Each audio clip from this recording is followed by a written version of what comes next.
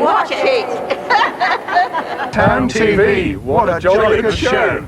Well, it's a very exciting morning in Town TV history. Today we have the first pancake challenge, and we're just going to go down to Auto Magic and see them, and they made a cut for us, so we're just going to go down and see them. So walk this way.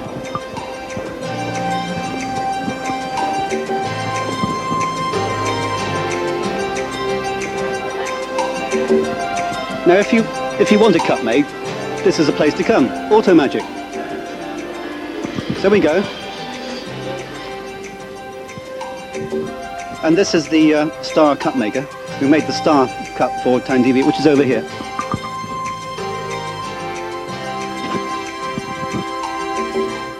So here we have the Town TV Pancake Race Challenge Cup, which is obviously going to be very much sought after in these next coming months. Well, next year we have the next one. So, there we are.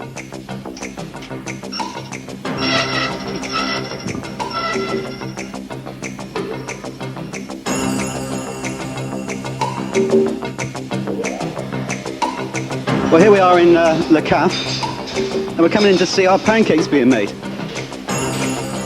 Oh, we haven't just missed the pancakes. Where are they? Where are the pancakes? Oh, I can still see some pancakes.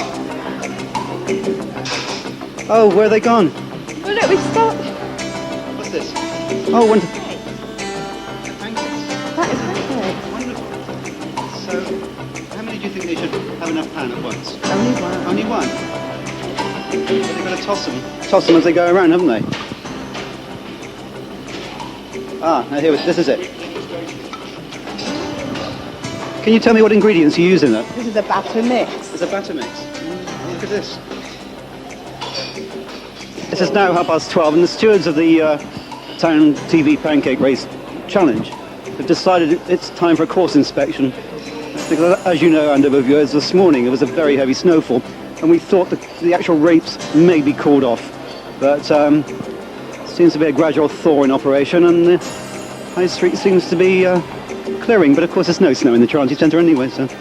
But there may be in the High Street.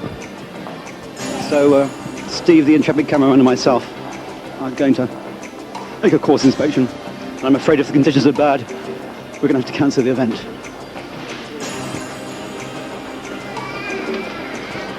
Well, this is the direction the competitors will take. The tension is really building, and in just a little over 2 hours now, and there was first pancake challenge race will take part.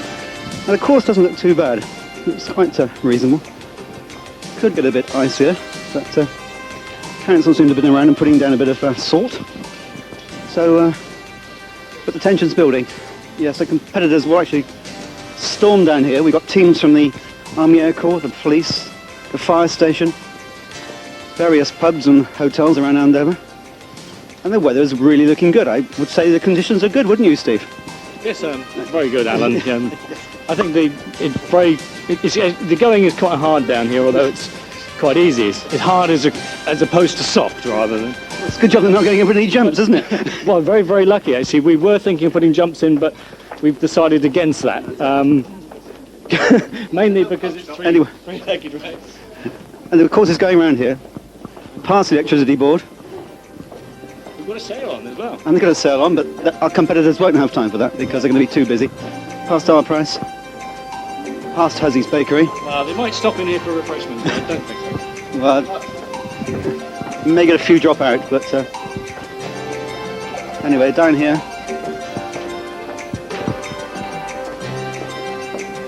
And past radio rentals and swinging in quickly through the Chantry Centre doors. Hopefully the doors will open quick enough and the Army Air Corps team don't go running straight into them. But this is the home straight. This is the home straight, yes. It's definitely the home straight.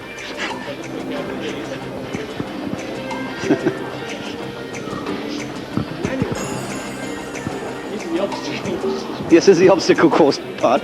No, only joking actually.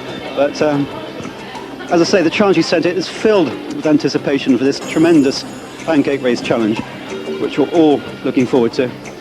It's an event to put in the social calendar of Andover, definitely. Anyway, past Stokes. Past Holland and Barrett. Into the back straight.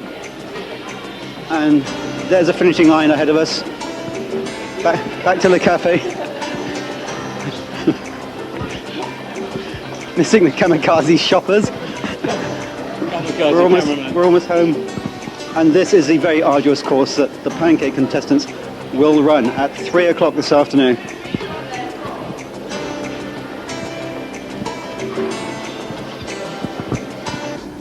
I think you're going to find this pancake race very stimulating, interesting. I can't think of any more adjectives, but you're going to watch all these guys running around the Chantry Centre in a minute. But meanwhile, back behind the scenes, as I said a couple of weeks ago, we're going to be showing you a series we did on Canada with David Jensen. And I was on the phone to Nova Scotia this week, and they tell me Newfoundland's completely cut off with snow. So if you think you've got it bad in Andover here, you're wrong. Go to Newfoundland.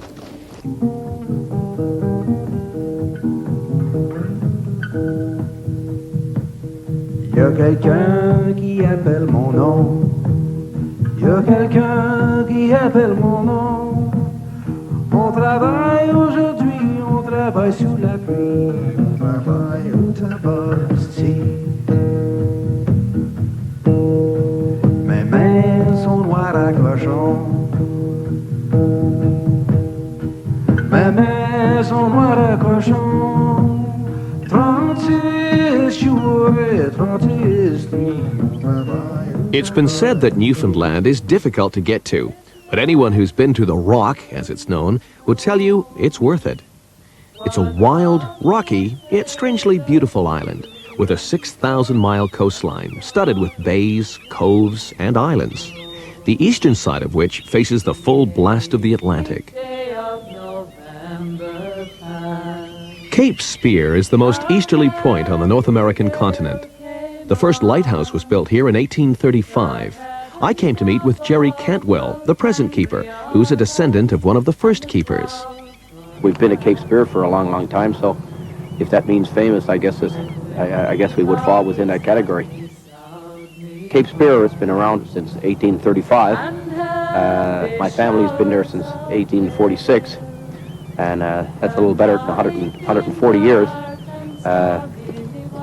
Just looking back at it, Canada itself is only a little over 120 years old, so my family's been at Cape Spear 20 years longer than Canada's been a country. The original lighthouse still stands. It's the oldest in Newfoundland, but it now functions as a museum. As you can see by here, the weather can change quite drastically because of such an open sea, and we get quite a bit of wind from the sea. And if you get that, you're going to get damp, moist, foggy weather, which we get quite a bit of. But I wouldn't give up on Newfoundland for anything. I think it's a beautiful part of the country. It's magnificent scenery, and the more you get to travel it, the more you really enjoy it. Cape Spear National Park lies inland from the lighthouse, and from the cliffs, it's sometimes possible to see whales cavorting offshore. However, I was confronted by another large resident. Well, this is a very special employee of the Canadian Park Service. His name is Little Bear Skipper of Cape Spear, and he's our mascot, and he's about 20 months old, a thoroughbred Newfoundland dog. Much of the interior is covered with forest, and I asked Ray if acid rain was a problem, as it was in parts of the mainland. Thankfully, it's not nearly as major a problem here yet as it is on the mainland. Whether that'll continue, anyone knows. The air here is really quite pure and clear, and believe me, the visitors we get from especially eastern United States and central Canada remark on that purity. They can actually see the difference and smell the difference. We're really blessed here. We have a marvelous environment, and the province itself has an unlimited variety of scenery and natural experiences to offer. But we're beginning to realize that we're perhaps among the last North American regions to enjoy this. And we'll only enjoy it as long as we manage it properly.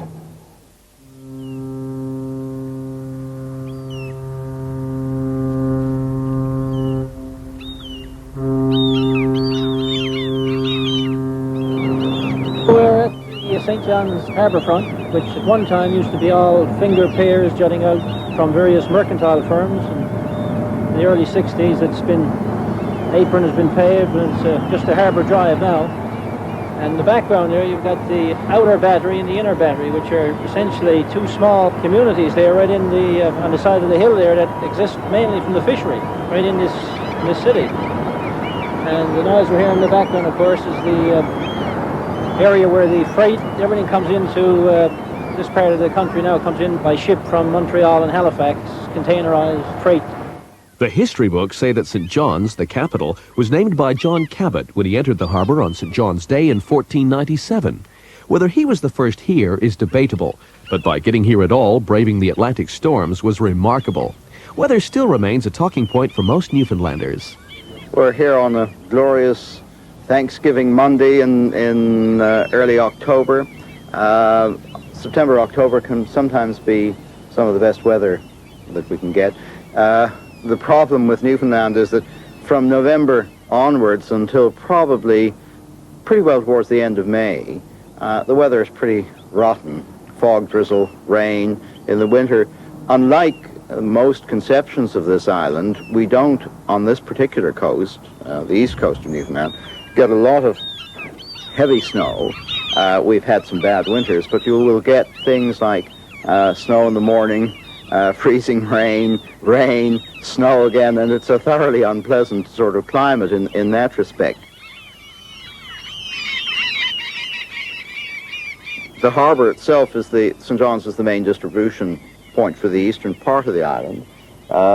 It has, in recent years, become very much a focal point for the offshore oil development, but it has been for over 500 years a haven for fishermen predominantly.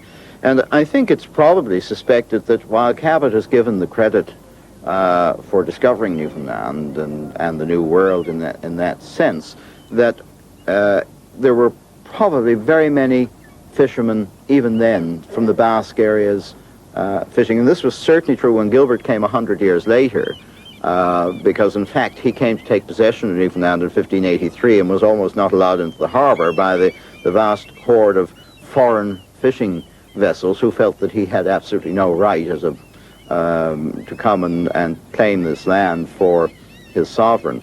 So that it has traditionally been a fishing port, and it still does have a great deal of fishing activity.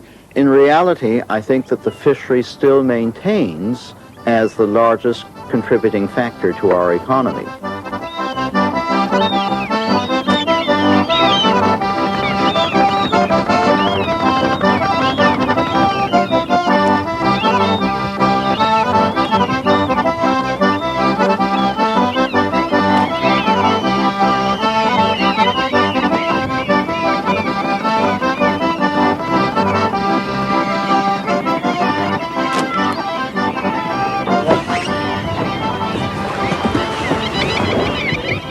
This is a little fishing community by the name of Petty Harbour.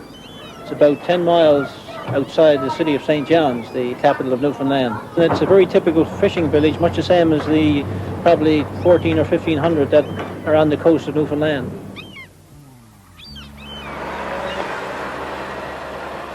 As Bruce said, there are many settlements and outports, as they are known, scattered throughout the island. Some of the names are unusual too.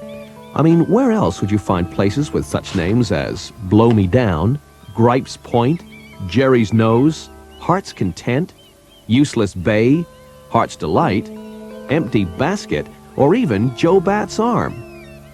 If you're looking for some seclusion and a life away from it all, then this is the place for you. My father-in-law has a boat, about an 18-20-foot skiff, and we go out in the morning and fish for cod.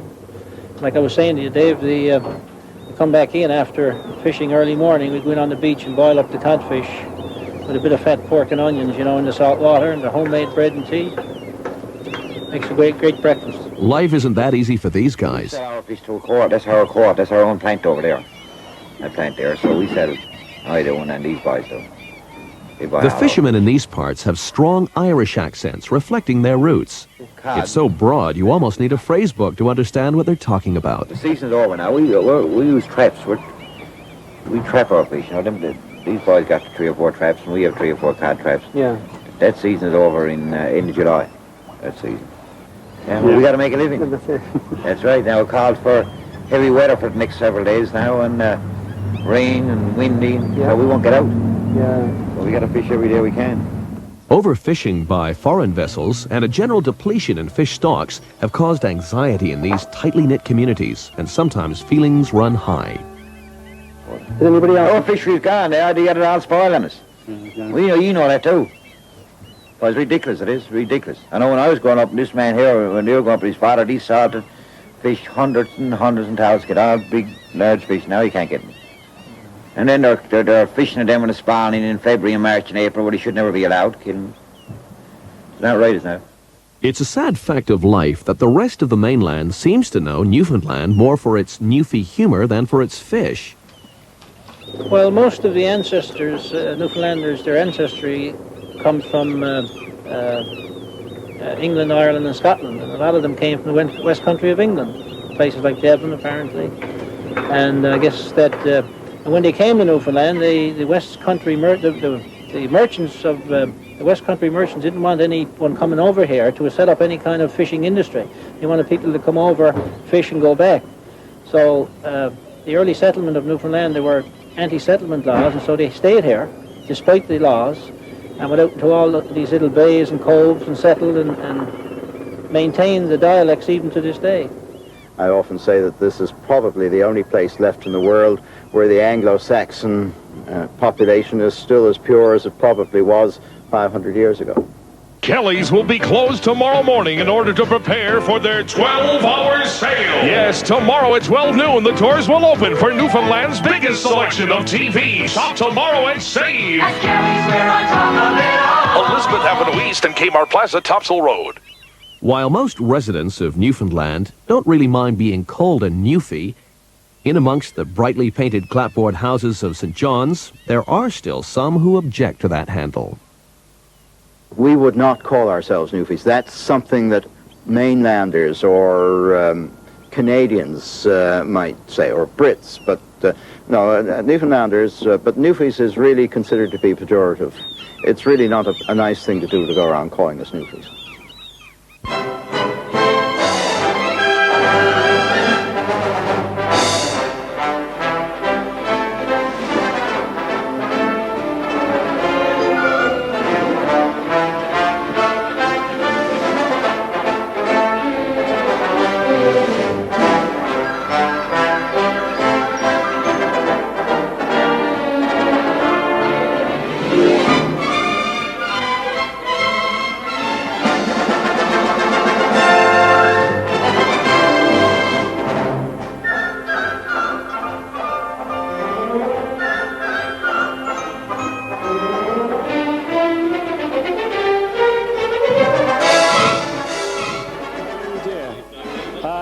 The Town TV team do not cheat. We do not cheat. No, we're not cheating. We are not cheating. No, no we're not cheating. You know, Dave is very worried that... I'm worried about my leg. Here we are at the trials, trying it out to see if it's going to actually work. And some of them seem awfully fast.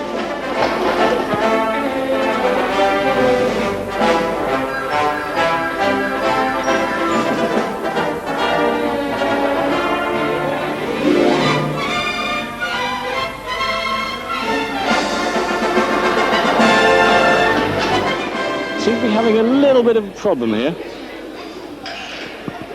This is the police team, I believe. How well do you think you're actually going to do? Well, we're going to win. I do indeed, definitely, most definitely. Jolly good. And the fire team here, how well do you think you're going to do in this? Well, we're very inexperienced in this sort of race, so I think we're going to be at the back somewhere. Yeah, definitely at the The Army Air Corps here. Any last words? Help! Now, Marks and Sparks, yes, how well do you think you're going to do? Not good. Your pancakes in one piece anyway, it's the main thing. See you later. those two come back, please.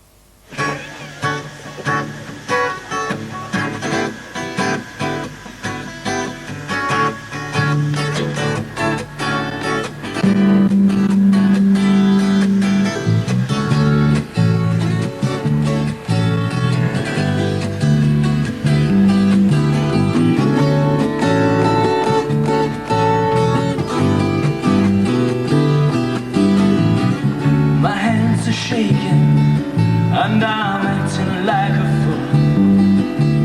My stomach is doing those loop-de-loops. I hope I'm looking kinda cool. Cold sweat lying deep inside, it's trying to get free. And I hope I got a chance with you. You sure got one with me. I'm walking with you. You blow me away. I'm talking with you. 'Cause darling, oh darling, won't you stay?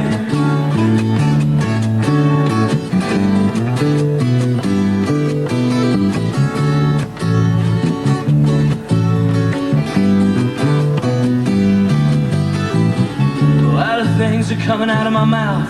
I'm kinda wishing that I hadn't said. And I can't stop thinking how great you look, how you're knocking those other girls dead. Can't get rid of this stupid grin. I'm sure somewhere I'm going wrong, 'cause I'm not really very much good at this type of stuff. I'm wishing that I hadn't come. I'm walking away. You blow me away. I'm talking away.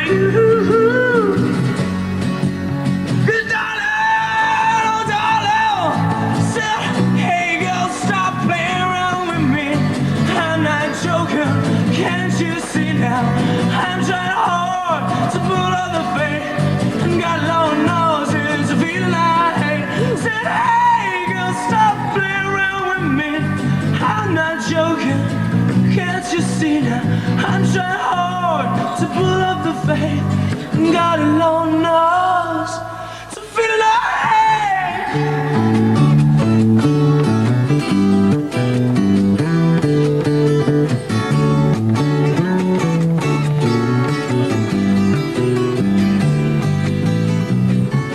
Trying so hard to tell you, I'm trying to plug a knot. I want to get my act together, but tongue just don't want to work. Someday I'm gonna give you my touch, and I had to help me out. This frustration's gonna kill me. It's what this song's all about. I'm walking away. You blow me away. I'm talking away. Good darling, my hands are still shaking. I'm still acting like a fool. Stomach is still doing loop-de-loops, and God knows I don't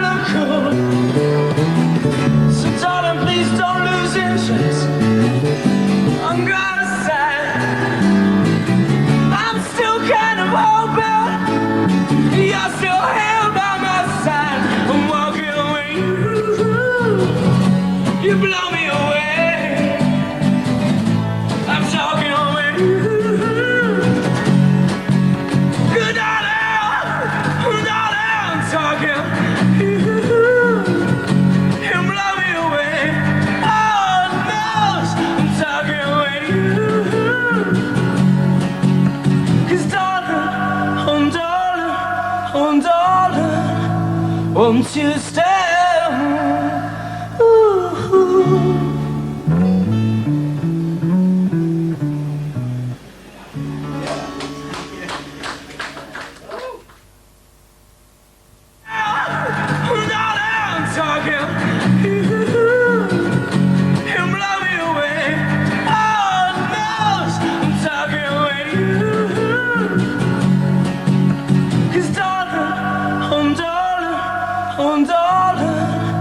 Won't you stay? Ooh.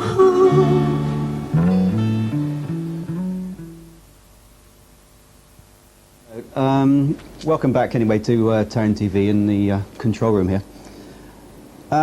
Jobs are very hard to come by these days, and if there's anybody out there who needs advice on training for a new job, we thought we'd show you a clip we ran last year on AB training down in Junction Road, Andover. And if you're looking for a new job or you need advice or training for a new job, we suggest you give them a buzz, and I think you'll find this interesting.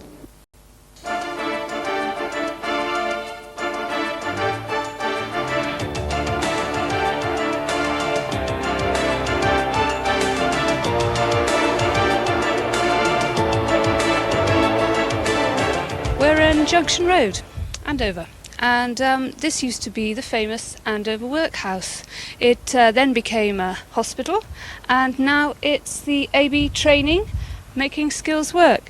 Peter, what are Making Skills Work? We're making skills work for adults and for young people in Andover and the whole of North Hampshire. The school leavers who want jobs, not just go to college and get a qualification, want a job and get paid and get a qualification. We work with local companies to give them that kind of training that is going to give them a good footing, a good career. With adults, women who've been at home with their children and want to get back to work or need to get back to work in these days of rising mortgages, we can help them get back to work. There are a whole variety of schemes under the New Horizons banner that we operate on behalf of the Hampshire Training and Enterprise Council that can get people back to work and make their skills work for them and, of course, then for the whole of the community to increase the prosperity in this part of Hampshire. One of the clear examples of how well it works, I think, has to be with Leanne, who's one of our trainees, and she's now one of our employees, who chose to come to us and not go to college. Leanne, you didn't go to college. Why? Well, I decided I could do the same qualification part-time, having some money and getting the experience as well. And how long have you been here? Between 2 and 2.5 years. And you're still training? Yeah. I've just finished my first year of the BTEC National in Business and Finance and just started my second year in that. This is the sort of thing that all companies can do. If they plan their training, plan their progression, they can increase the skills of their workforce, move people on, promote them, and give them more interesting work and make them more productive members of the team. And every company can do that. As business is picking up now, and we see it in Northern Hampshire, it really is beginning to pick up much faster than in other parts of the country. And now is the time to get that investment into training so that as things move, you've got the staff, you've got them trained to the way you want them to work. Colleges are good, colleges are necessary, but for us we're looking at vocational training, we're looking at meeting the needs of industry, meeting the needs of commerce, and then of course meeting the needs of the individuals, so that yes, we work across construction, agriculture, engineering, welding, you name it, and we can provide the training and we can find people to go into the companies, matching good candidates to good companies. And all age groups? Everybody, 16 up to people before their 60th birthday.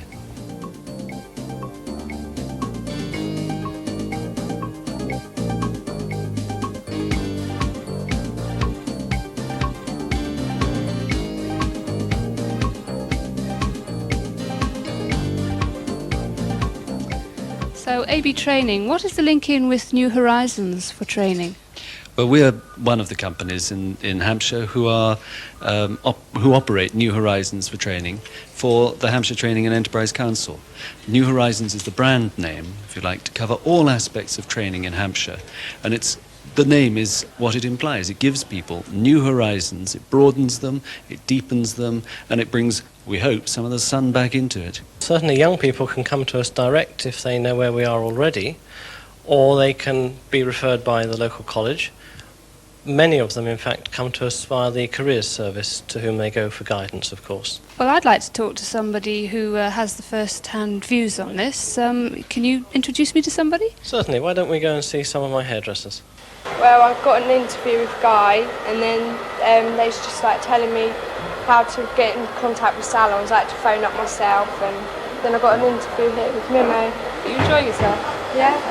What are you doing? Are you washing hair, blow drying? Washing hair, blow drying, tinting, highlights, things like that. Do you find the scheme works? It works Yes, it works very well. It's no different than a normal apprenticeship, and it's quite good cooperations with the AB and Basingstoke training, which works very well. And they keep an eye on the trainee as she Definitely, goes yeah. We keep an eye and they keep an eye, so they are well looked after, and in the end of the period it will get a nice apprenticeship.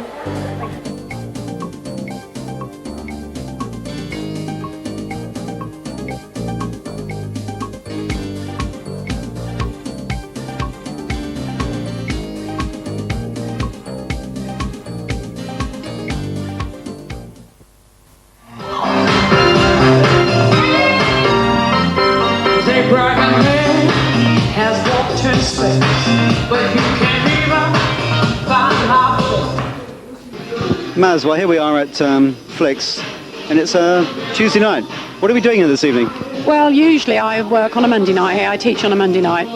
But because of the college bop last night, we're in here tonight, which is Tuesday. Rehearse 2 hours, 7:30, 9:30. So what's the name of your troupe here? This particular group is called After Dark. Previously to that, I had a dance group called Utopia that got quite well known locally. These have been together about 4 years now. So what sort of circuit do you play? What places do you play around Andover? Nightclubs, we've been to the Venue, Paul, Gold Diggers, Chippenham, places like that, 21st parties, charity dues. We've been here, Flicks, we've appeared here twice. 3 times actually. So who's in the group? Um, Come here, who's in the group? We've got Ruth, Marita, Stephanie, Therese, Neil, Joe and Hayley. There's actually 4 missing this evening. One's broke their arm, one's having a baby, one's in Australia, and one hasn't turned up, basically. But there's 4 more. So what does Neil feel like doing all this with all these ladies? He is not the only young gentleman, actually. We've got Pete Baker. Unfortunately, broke his arm playing football. He's an amazing dancer. So we're waiting for him to return, actually. So what's the normal lineup of the troupe? What do you mean normal lineup? How many people do you normally have performing at one stage? 9. 9. Yeah. One of the girl with the t-shirt on, she's actually very, very new. She's only actually been with me a couple of months. Which one's that? Stephanie with the t-shirt. She's only actually been with me a couple of months. Therese I've had for 11 years. Really? Yes. Marita I've had for 6 years. Joe I've had since she's been 11 years old, and she's now got a baby. Really? And very grown up. Yeah. Ruth I've had for several years. The only newcomer is actually Stephanie.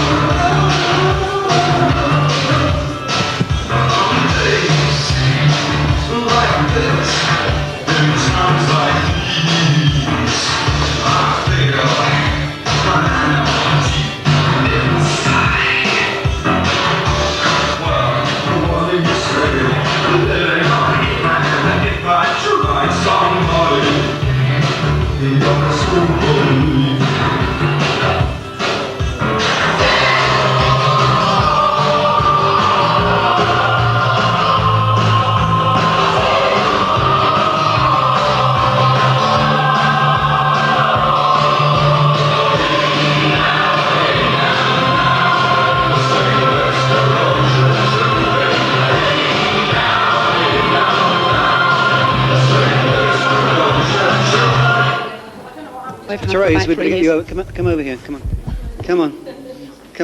Come and talk to us.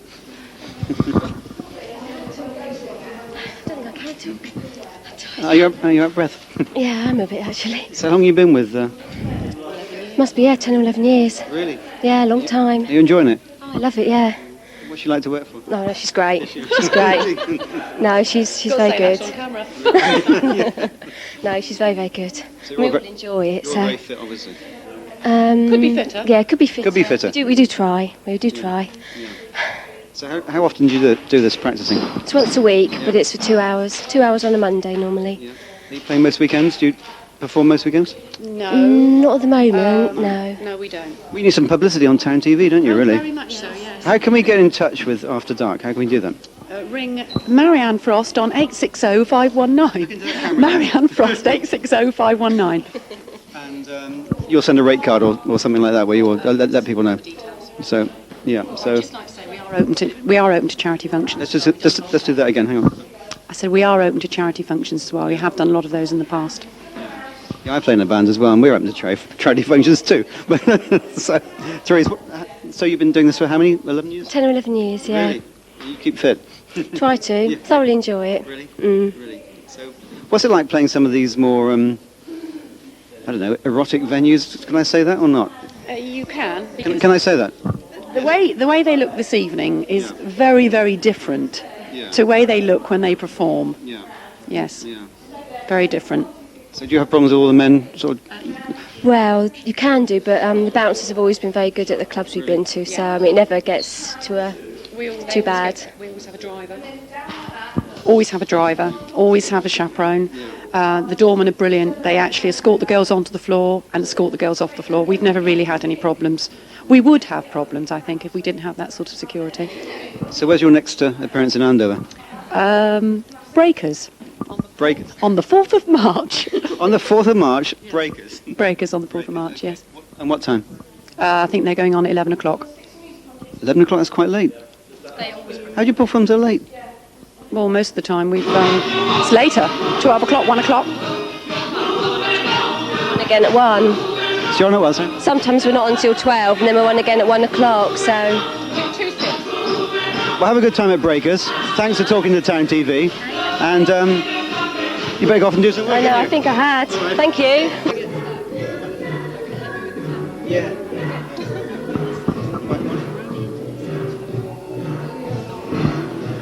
Well, here we are at Flick's After Dark, and we are with After Dark, as we did with with Maz, who's teaching them what to do. But now I'm going to introduce you to a new presenter, Joe Field, who's here's Joe for the first time. Hi, Joe. Say hello to Town TV viewers. Hi. And what I'm going to do, and Joe is going to speak to Neil. Neil's been a dancer with After Dark for a bit of time, haven't you? I have. So I'm going to hand over to Joe now. It's all yours, Joe. Who hopefully won't make a huge mistake. But so, how long have you been with the After Dark group then? About 3 years I've been dancing with the After Dark dance troupe.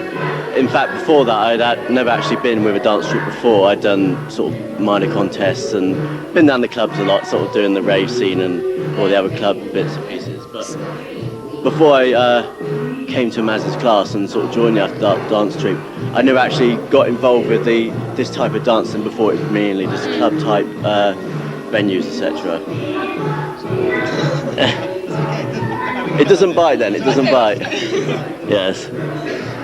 You can see this is obviously more like the girls type of routines. What I get more involved with is sort of duets and sort of doing the more obviously manly type roles in the productions, etc. And it's a great deal of fun, it really is. So are you the only guy in the group, or? We do have another member in the troupe. Unfortunately at the moment he can't come, he's actually broken one of his arms, so it means he can't dance at the moment. He's still having that mended. So I'm sure you're enjoying being the only guy in the group, all the female attention, yeah?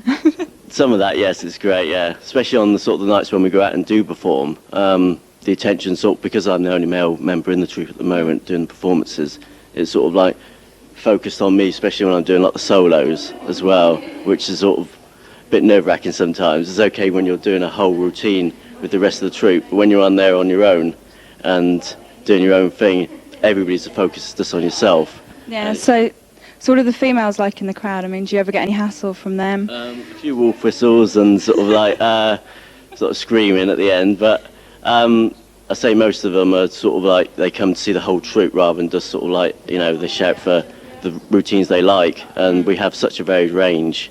It's quite good fun. Yeah, I'm sure you love it. Yes, I do. So you must be quite fit. I mean, do you do a lot of training or? Yeah, I do. I used to be a fitness instructor about 5 or 6 years ago, and I do dance quite a lot, and I do running and go to the gym quite a lot, and just the dancing itself keeps you very fit. It's a sport not to take up. Well, it's not really a sport. It's something you have to be physically fit of, like a sport. In fact, to be able to sort of perform and enjoy it to that level. So do you consider yourself like a professional dancer, or is this more of an amateur group? We are, you could call it sort of between two. We're semi-professional. We do put on professional shows, but we are solely mainly sort of just locals, amateurs who sort of enjoy what we do, and we come down and do it every week and do performances for people who want to see us. But it's good fun. It's very much. So what sort of thing would you say to someone who was thinking of joining a group like this? If they think they've got the ability and they really enjoy dancing, they go out and they think they can learn. I mean, I thought I was very good before I came here, but I've learnt a lot in the 3 years, and there's some stuff I thought when I started that I never do, and I do it so easily now. It really is sort of amazing, you know. So if you're interested and you'd like to sort of try it out, come down and sort of just have a look and have a go. I mean, I did, and I'm still here 3 years later. Still enjoying it, yeah? But how fit would you have to be if you were considering starting something like this up? Well, we take people from their own level. I mean, if they're not very fit, then we can build it up for them. I mean, I used to teach as well about a year ago, but my surgical now doesn't allow that. And even young kids to sort of 50-year-olds can enjoy dancing, but say mainly our age group is about sort of between 18 to 30, you know, and anywhere between that, yeah, I'm sure if they got the ability, we can teach them to do the dancing.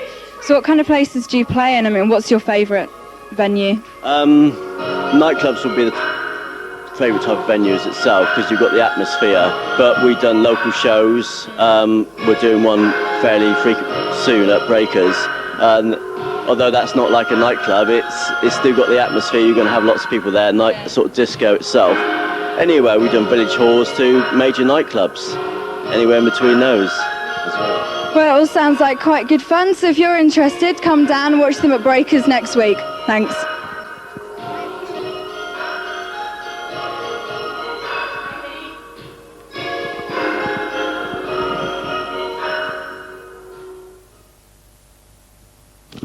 Well, it's Test Valley in bloom, and it's tree planting week, and we're at the Vigo Road Recreation Ground. When you're filming on location, some strange things can happen. And in this next clip, we thought we'd leave it in so you can actually have a look at what happens when Steve the cameraman gets savaged by a wild beast. So we thought it was quite funny. We'll leave it in. Over and out. We're out in the Vigo Road Recreation Ground to celebrate the second annual Test Valley in Bloom Tree Planting Week. And I think that's a really good cutaway. Little dog just attacked Steve the cameraman, but anyway, we're here to celebrate the second annual Test Valley in Bloom Tree Planting Week. That's what local TV is all about, isn't it? Dogs attacking cameramen. Yeah. But we're here with Paul Wheeler from the TVBC. Paul, tell me about what's happening now. Well, we're all part of the Test Valley in Bloom action group, and the idea is for lots of local groups to plant trees. Part of the scheme is we wrote to all the parish councils in the borough, and over half of them have accepted a tree and are planting them. Today we're all members of the action group, and we're planting 6 different specimens here. I think that dog actually was saying thank you for planting 6 more trees, actually. Yeah, they will be popular in not just for humans. That's right. So what trees are you planting here today? We've got 3 birch trees and 3 hawthorns. I like the silver spade, that's very impressive. Ah, well, we try and keep up appearances. Okay, can you tell me a bit about the action group? Yes, the action group is members of the Borough Council, the local Chamber of Commerce, the conservation volunteers, the local Andover Garden Association, and representatives of schools and other businesses in Andover. Okay, super. Well, we'll let you get on with the tree planting and see what happens. Thanks for talking to us, Paul. Cheers. Thank you. Thank you.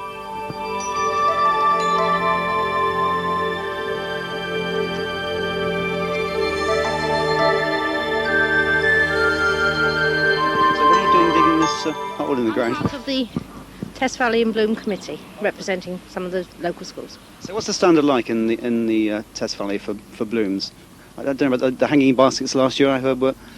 The roundabouts in Andover were extremely good, and the hanging baskets in Romsey were prize winners, both cases. Yeah. Well done anyway. It's you carry on. Don't let me interrupt you. I hope you don't get any more dogs rushing around.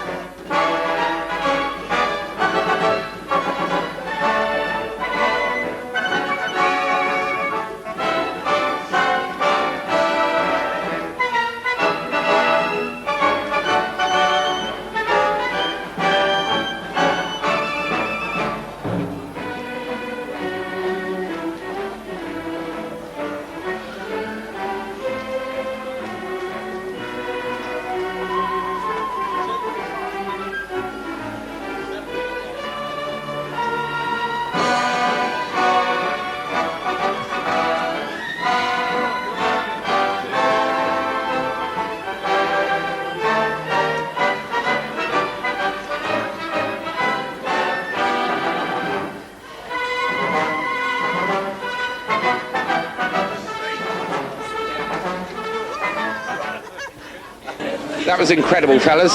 Congratulations. Here's the cup. Thank you. Keep throwing them, won't you? We will, yeah. We enjoyed that. It's hard work, though, that uphill section. It was. But you managed to come first. Well, eh? we needed teamwork. We rely on teamwork in the fire service all the time. That's right, so yeah. we just kept it together. But the army were last, weren't they? Natural rhythm, yeah, but they're never very fit. Yeah, right. We have to work Yeah, on that's fitness it, all the yeah. time. And we got a gladiator. That helps. Right, So, right. He was right, our secret right. weapon, really. And Yeah. I just managed to keep with him. Those heavy pancakes, so, you Well, know, that's what right, yeah, we knocked did half of find them that out. hard. Yeah, we're going to eat them now. Take them back. You can have mine. All right. Congratulations, Thank you very much. pair of you. And in second place, we have a Delirious team here. Why do you think you did so well? So we're delirious. Yeah, we've been basically practicing our method for quite some time now, and Fingers crossed, us, we were behind them all the way. And we tossed every corner. And you still have your pancake? We do. Non-stick, teeth out, very recommended. We didn't want to really run anyway, did we? No, we wanted to go to the pub, but we weren't allowed. We ended up nearly breaking our legs up by the NatWest. Nearly. So we got as far as there, and snapped the rope, and we disappeared back through the back of the cafe, past the Oxfam shop, through Boots, got caught by Steve on camera. And the Andover advertiser. And the Andover advertiser. We're going to go and interview some people. You're going to come with. You're going to interview someone, aren't you? What, even in my unshaven state? Even in your Am I allowed unshaven on state? Okay, let's do it. Let's do it. Come on. Who are we going to interview first? I reckon these army-looking people. These army-looking chaps. Yeah. The army chaps. They're really. Right, Rick. Yeah. Army. Indeed, How did you do, mate? Well, we thoroughly enjoyed ourselves. I mean, we obviously wore the wrong outfit, as you can see, as modelled here by Ian. Very heavy boots there. The delicious Ian. Baggy denims. You know, we should have worn something a little tighter, maybe a little more. I spot somebody over here. So, Carol. Where's Tony? No, he's not going to save you now. He's hiding over there. Look. No, Tony. Oh, Tony. He's hiding. He's hiding over there drinking wine. How was it? We came last, but we don't care. Are you all right? No broken bones? No. He fell on me nearly, but not. It wouldn't be the first time, would it, Carol? No, not with Tony. Well, thanks a lot for taking part. Maybe we can look forward to you next year taking part as well. Yeah, we will. Good. We'll win it next year. Good. I'll get Tony in training. Okay. Thanks a lot, Carol. That's Carol from the Globe, and it's over to you, Dave. We're off now over to see Gemma and Lucy from Marks and Spencer's. Lucy, how did you get on? Well, we came third to last, which we thought was pretty good, seeing as we were the only team wearing dresses. Dresses. I mean, dresses dressed up, and look at that. Marks and Spencer's outfit. Do they know you've come out and done it? Yes, they do. And you've got time off? Yes, we have. Well, that's not bad, is it? Gemma, how did you feel? Complete tosser. Tosser seems to be. Can we bleep this? Are we allowed to say this, or are we allowed to bleep this or not? So we're going to go and follow Steve, because Steve's turned around and said to me something. I don't know what he said, but we've got to go and follow Steve. Fire Brigade. Here the boys that won it. It's a sick note. How did you get on? Well, we won as normal. We're used to winning though, see, Fire Brigade. So you're quite pleased with the result? Yeah, we were, yeah, really. I mean, good teamwork, we just kept going. We only came along for a laugh, but we just stayed in front. No, we left that behind. Left the ladder and the fire engine at home, so you can't really be done for cheating on that. No, not at all. So what did you think of it? We normally get done. Well, it was good. There was quite a few good teams, and you know, when we was going round in front, we just hear the patter behind you, gradually getting louder and louder. So, you know. Well, Steve and I just sort of snuck off through Boots and got Yeah, caught. we heard about that. Yeah. So you were trying to cheat then, basically? No, absolutely not. We were not trying to cheat. We did not cheat at all. We just nearly broke our legs, because Steve's about a foot taller than I am. So my leg's shorter than his. But so you enjoyed it though? Yeah, we'll be back next year to defend it. We've already got the stations printed on there. We've got macro on there, haven't we? The Town TV Pancake Challenge 1994 was won by the Andover Fire Brigade. Well, anyway, lads, thanks very much. We'll see you again next year. Talking to the Globe now. And we'll now have next to me Brigitte and Mandy. Brigitte and Mandy. Now, Brigitte, what was the result? How did you feel it went? We came fourth, so we're pretty pleased. You're quite pleased with it. You coming back next year? Yep. You will do. What about you? Yeah, definitely. Good, fair play to that. So, all in all, a successful day. A successful day. Don't get up as well. A successful day of tossing pancakes was had by all. Well, next year we're going to do it again, but I think Town TV's team will probably put a bit more practice in and maybe get Phil to do it running. But Not cheat. and not cheat. No, we won't cheat next year. We didn't cheat this year. We didn't cheat at all. We just took a shortcut. It's not cheating, is it? No, I don't want to eat them pancakes. I've seen where they've been. But with that, are we going to call that a cut? And we'll wind that one up from there. So, thanks for tuning in. We'll see you again later on.